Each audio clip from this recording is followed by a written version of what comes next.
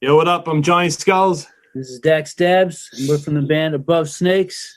And you're listening to the Brutally Delicious Podcast.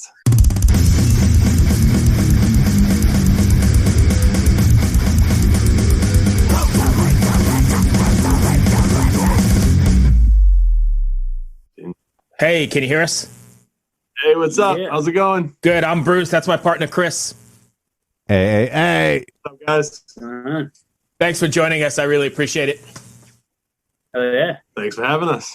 You guys look like you're ready to party. Always.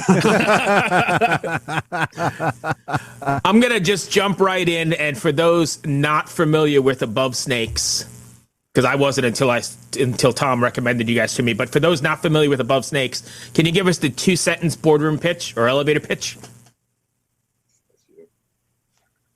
Me, that's you. We're just a heavy hard rock group from Boston, trying to bring back the sound that we grew up on in the late 90s, early 2000s, and try to put our little spin to it. That works perfectly. Nice. Can you say Boston for me? Boston. No, can you say park the car? Park the car and have a yacht. There we go. Sorry, we're a bunch of jackasses, but No, but there's no accent. And they say they're from Boston. I'm like, No. Are you originally from they Boston? lying to us? are you originally Yeah. from Boston? Yep. Yeah. Why do you not have the accent then? You don't think I have it? He's got more of an accent than I do. He definitely has it in certain words. I don't know. I mean, I think that's the general standard, right? To park the car in Harvard Yard, Yeah. and you fucked it up totally. What, you didn't hear it?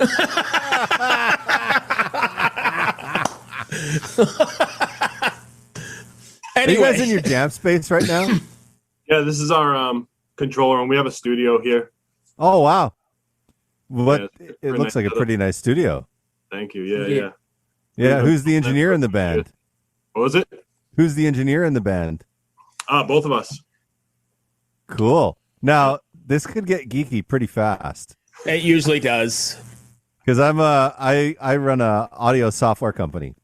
Oh, Nice. And I work with a lot of audio software companies. What are you using for your DAW? We're using Apollo Twin No, but with is a it Pro Tools, Logic? Pro Yeah, Tools. Pro Tools, yeah. Pro Tools, yeah. What version are you on? 12. 12, I think. Oh, wow, old school. Yeah, we haven't done the updates in a minute. Well, see, so when we moved, we were living in California when we started the whole idea for this band, right? And we decided to move back to Boston. And we were like, we'll move back there. We had this warehouse space, so we're like, we'll build out a studio, and we both went to school previous for audio production, and in the band thing and everything. And we started building the place. It took a while doing it a little bit here and there on the weekends and stuff. And then we started upgrading the gear, buying new gear. But, once you buy the Pro Tools in the beginning, a couple of years later, there's a shit ton of new updates. And Oh yeah. Yeah, well, gas is a hard thing to get over. Gear acquisition syndrome. Yeah. It's really hard to get over, man. yeah. So what do you guys? You guys are working on our follow up now to the last EP, right? Is that correct? Well, so yeah, we put out 3 singles last year. That was the very start of the band. Adrenaline, Never Alone, and I Feel Bad. And then we got back in the studio with Kyle O'Dell and wrote a bunch of new songs. And then we, Nothing to Lose was the first one off of that group, which we plan to make an EP. We have a couple more for that. And, that's the plan as of right now. But we do have the next single coming out in a little over a month. Yeah. Is that the music business has sort of reinvented itself. Is that the new model for you guys? You're going to go the single route every 4 to 6 weeks, or are you planning on doing, an actual EP or record or something like that? Like I said, the plan now is we have stuff for an EP, and that's the plan as of right now. But things could change. That's why we went the single route in the beginning, because we just wanted to get the taste out there and see what people Right. thought, and just get our feet wet with it. But we do want to do an EP, and we have the material, but we're just popping the 2 singles and then see what the next step is, whether it's the EP gets dropped or we're back in the studio again. Because I imagine you have to sort of straddle the line, because you've got old jackasses like myself who like the physical media, and I want to sit down and see where it was pop it on the player or in the player. Chris doesn't have any idea what I'm talking about because he's all digital. But I'm the old school guy, and then you've got schmucks like Chris who want the single every month and just download it and go about their cleaning the house, listening to the single or whatever he does. Yeah. No, I like your point of view too, because I like growing up, you know, and looking at the actual Right. art. You know, what I mean, that was a part of the experience. It was a whole thing. Like, I want to see what the band looks like, what are they wearing, how they portray themselves. You know, Who they read thanked. the liner notes and Yeah, who they thanked and all that kind of stuff. And actually, I think there's a certain art form in sequencing as well, isn't there? what do you mean? Like sequencing the Songs songs back to back. Yeah, putting the songs on the record when you're sitting with a. Yeah. So that kind of gets lost with the single thing, but Yeah. it just worked out. You know, releasing, especially in a pandemic and everything, was not Oh, sure. the situation for the start of this band, but Right. we had the role. We didn't want to sit on it. You know what I mean? So we're like, just get it out there, work that way, and hopefully we'll be in to do. If not the EP, we would like to do a full record. You know? Right. Well, I think, call me crazy, Okay. but the world has changed dramatically, not just from COVID, but from digital music. And people's attention spans have gone from like here to like well below my feet. Right? Like, Yeah. so like there might be a band that they hear a song and they just fucking love it. But then like 3 weeks later, they're like, "Oh, what was that song again?" Right. Right. Right. How do I find that? And then they either look for it or they don't. Yeah. So this is why I think in the digital age, it's important to stay connected by releasing one song periodically, at least once a month. That's why. Yep. Because people will engage. The algorithms will remind them that they've engaged if you keep releasing content. And then eventually they'll follow you on social media or whatever. Right. Subscribe to you on YouTube. And then you have a constant fan base. Whereas if you just release an album, they might hear one song from that album, and 3 weeks later they might be like, "I like that song. What was that band?" But Yeah. there's no follow up. So that's my logical point of view. Even though I do love opening up an album and checking out who wrote it and Right. who produced it and whatever. Sorry, my dog's going crazy in the background here. It's hard, dude, because it's like that fine line, right? It's like fast America, like what you're describing. Everyone wants it instantaneously and then Right. forget about it tomorrow. So you want to hit them with that kind of song that's hopefully something grabs them in right away, but it's going to last. And they'll tend to be singles or what we call singles, you know? But like a lot of times the other songs that aren't singles are some of the greatest songs that a lot of other people are drawn to and not necessarily the masses and stuff. And it's kind of hard to not be able to do those songs because you're like, shit, I got to get something out very quick, you know, every 6 to 8 weeks. Right. Keep people interested in going, because if you're not, the next Somebody else is, people right. is, you know? Yeah. Well, you have the studio. We do. Yep. Yeah. So we're busy with that. We record people here, and you know, Hustlers, we do a bunch of other stuff, construction, and Merch. we're always busy. Yeah. When you said hustlers, I was thinking about I wasn't thinking about construction. What were you thinking? Pimps? Were you thinking they were pimps? No, what was that guy's name? Huggy Bear?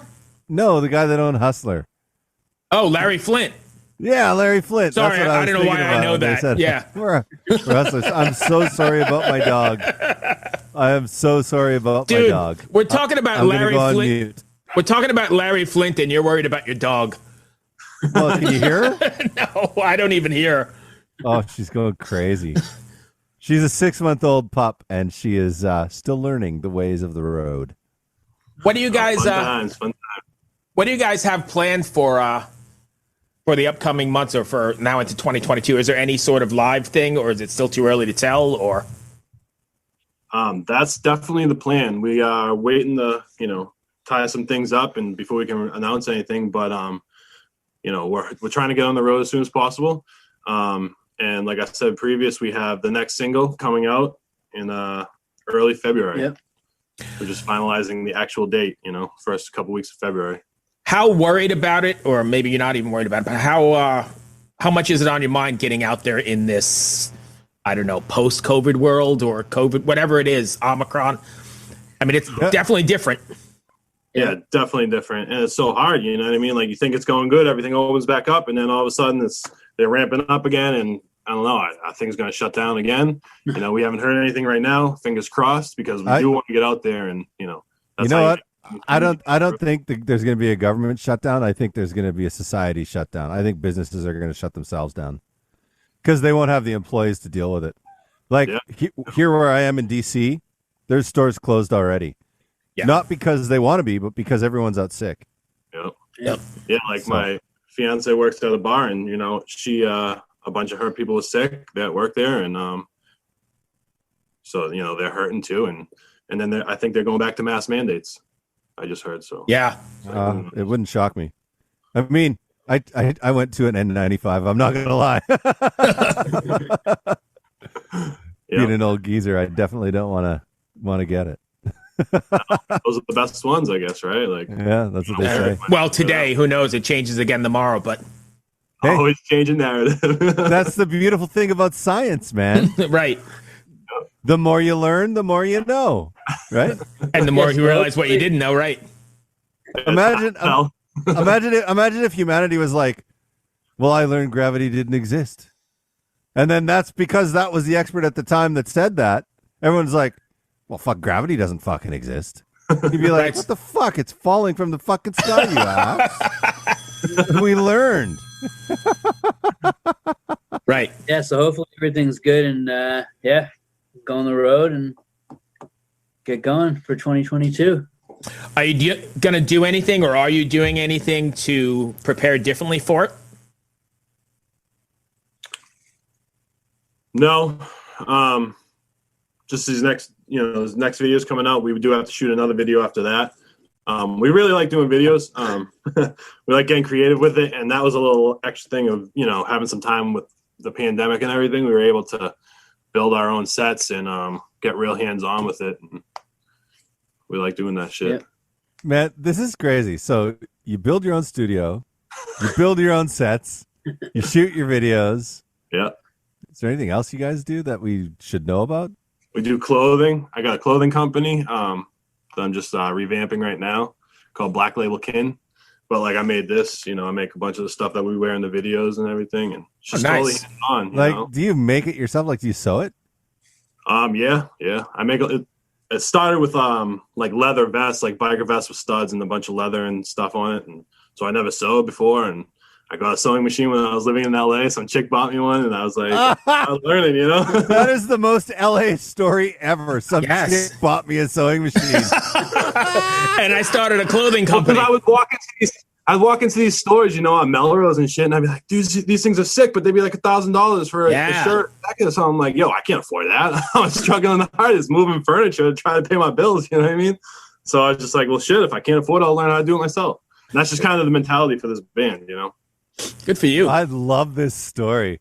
Some chick bought me a sewing machine. And I started a clothing line. I feel like I'm watching The Decline of Western Civilization Part 2 or something. That's Man, nice. we weren't doing anything. These chicks were buying us food, paying our rent. Nice. Now you can add buying a sewing machine to the list. That's awesome. No, that's it. Plenty more stories like that for sure. Yeah. Now I want to know more about. I want to see more about this band. That story just made me a fan right there. The sewing machine did it, not the music. Well, As a whole, just the icing on the cake, right? yeah, but for people that don't know the band, right, and they're listening to the interview, because we have a lot of people like that, because we do a lot of, like, we interview bands from all sizes, from all areas, and there's a lot of people that listen that have never heard of you guys. So, like, if I heard a story like that, I'd be like, yeah, I want to fucking check these guys out. Yeah. Nice. Yeah. And then I would be looking for his clothing line online. Right. And it's a whole big thing. Studio, yeah. So anyone in the Boston, New England area, we're called the Warehouse Recording Studio. We got a huge space here. Pretty big live room, high ceilings, great for tracking drums. We kind of wanted a space that wasn't like, everyone's got their bedroom studio and can do it at their little, whatever home they have, a small space. But we wanted that space that you could come in and play drums or play as a whole band, which is kind of lost, these days. It is lost, and it's expensive to keep open because a lot of people don't record that way anymore. Yep. Yeah. So it's difficult. I came to DC from Vancouver, Canada, which has probably some of the best recording studios in the world up there, and they're full now, but like in the early 2000s, they were empty. Like no one was using them, and they had to slash their rates. Like, man, the Warehouse used to go for like $2,300 USD a day. Wow. Yeah, it's crazy. And Little Mountain was going for 1,800 US. Now I can get Little Mountain if I go up to Canada for 700 Canadian. Is that because all of that 80s and early 90s stuff disappeared and went to Seattle and elsewhere? Yeah. All that Bob Rock stuff and Fairburn and all that? Yeah. Interesting. Yeah, but they're still up there. I mean, yeah. Staub is still up there. Phrase is still up there. Everyone's still up there. Yeah. Sweet.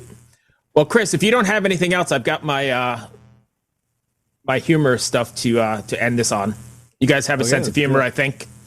So we try and do something a little bit funny at the end because we find that people like to laugh and whatever. So I've got a bunch of random questions. I'm just gonna pick 2 or 3 of them, and I just gotta let the dog out. She's tearing apart her playpen. All right, you want me to?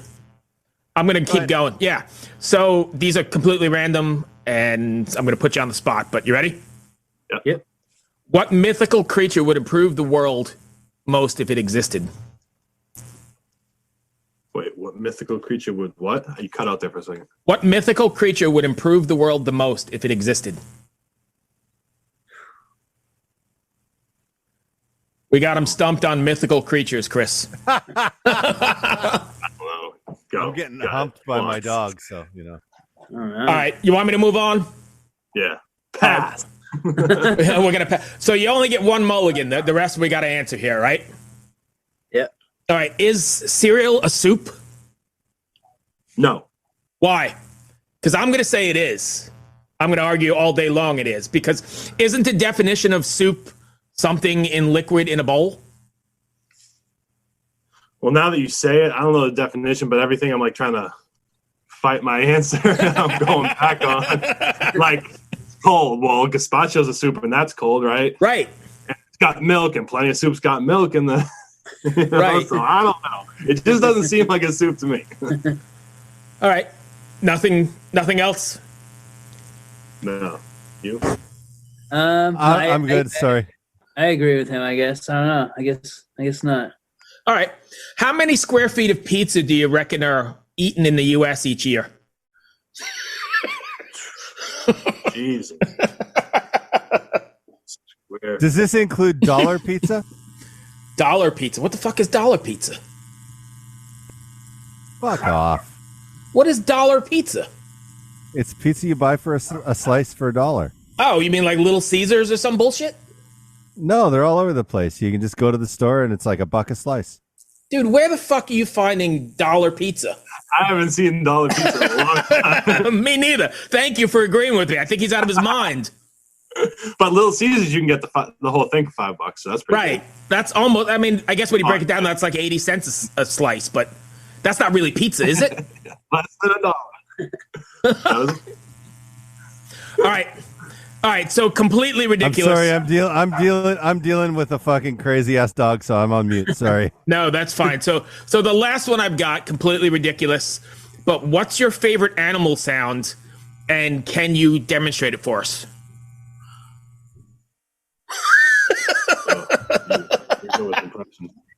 Yeah, come on. What's your Come on, you can do it. Animals. I Do don't a know. pig squeal. Pig squeal. Can't do a pig squeal. Can you? No. Oh, come on. Shit. All right. You're letting them down, bro. You guys are dropping the ball. Can we get a girl to buy them an animal sound? Yeah. A what? Just a Can Can we chick. get them a girl to buy them an animal sound? Right. Girl. Probably right. could. All right. So the last one then, since you've dropped the ball so many times here, would you rather eat a stick of butter or snort a tablespoon of salt? Butter. Salt. Really? I'll take the salt. I don't know. I used to eat butter by the packets when I was little, dude. So now I'm just like, no, I can't do that shit. You know, the little packets on the table. At Yeah. restaurants? I used to just eat those. You know. I think you're totally dating yourself though, because I don't even think that's a thing, is it? The packets. Have you seen Oh, a they're still a butter thing. packet anywhere? No. Yeah. Yeah. The Yeah, little I squares? I was in Utah last week, 2 weeks ago, and I had little packets on the table. Really? And they were saying Wow. I was dated because I didn't know before it was just like a slice with the little wax paper on top. Yeah, of it or that's what I'm something. thinking, Just right. Flip it over. No, I'm saying like the gold wrapped foil. You know, the little square with the Okay. gold. I thought we were talking about those little squares with the wax because I don't even think that exists, but that's the good old days. They were talking about that. Right. Yeah, no, not those. Chris, you got anything else? I don't even know what that is. Yeah, fuck you. Bruce, you are frozen. That's okay. What do you got, Chris? I don't, man. Thank you so much for this interview. As you've seen, this podcast can go off the rails pretty easy, Love which is the way we like to keep it around here. Yeah. So please email us when your single is going to come out, whenever it comes out, Definitely. Thank you. so that we can share it, and maybe we can try and time the release of the podcast with the single. Do you want to tell us the name of the single? Yeah, it's called The Broken Ones. The Broken Ones. Broken Ones. And this video is sick. We just actually finished editing yesterday, and it definitely trumps all the videos thus far, and we're very excited for it. Yeah. That's awesome. And if fans want to find you on social media, you guys pretty active. Can you drop your socials? Yep. Yeah. Above is Above Snakes Music. Same thing for Facebook. And we're on Spotify and YouTube and everywhere else. Apple Music. Thank you, my friends. I hope that wasn't too bad. No. Before we go, I just have one thing to say. Go, Chris. I had a pair of those sunglasses in 1998, and I fucking miss them. Hell yeah. The Pit Vipes. Yeah, those are killer. Nice. Sick. Very All nice. All right. Thank you, guys. I appreciate it. Happy New Year. Hey, Happy same New to Year. you. Stay safe. Yep. Cheers. All right. Later. Hello out there. Yes, hello out there, everyone. I'm Hal Schwartz. And I'm Flynn McLean. Together we host None But the Brave, a podcast dedicated to the music and career of Bruce Springsteen. Bruce and E Street Band are on tour right now for the first time in 6 years, and we're taking a detailed look at what's happening on stage in our bi-weekly episodes.